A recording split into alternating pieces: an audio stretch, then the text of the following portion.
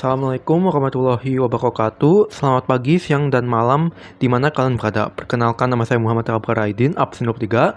Dalam penjelasan materi hari ini, saya akan menjelaskan berdasarkan bab 2, yaitu tentang perlindungan dan penegakan hukum di Indonesia. Konsep perlindungan dan penegakan hukum.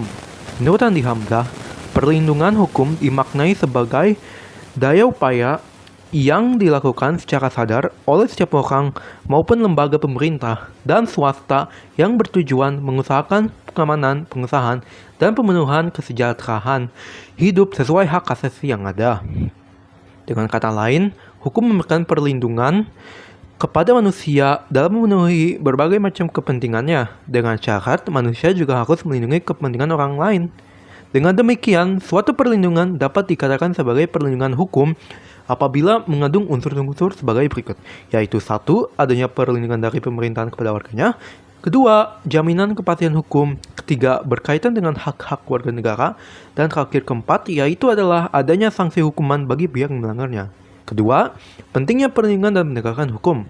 Perlindungan dan penegakan hukum sangat penting dilakukan karena dapat mewujudkan hal-hal berikut ini. Yang pertama itu adalah tegaknya supremasi hukum, tegaknya keadilan, dan terakhir, mewujudkan perdamaian dalam kehidupan masyarakat.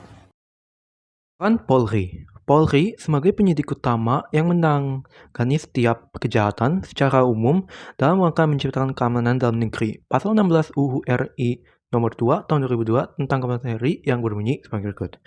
Kepolisian Negara Republik Indonesia merupakan alat negara yang berperan dalam memelihara keamanan dan ketertiban masyarakat, menegakkan hukum, serta memberikan perlindungan, pengayoman, dan pelayanan kepada masyarakat dalam rangka terpeliharanya keamanan dalam negeri.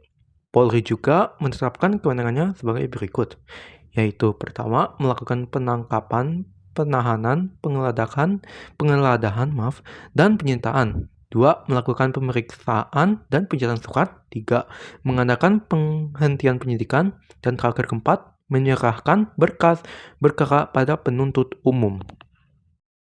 Peran advokat. Advokat adalah seorang yang berprofesi memberi jasa hukum, baik di dalam maupun di luar pengadilan.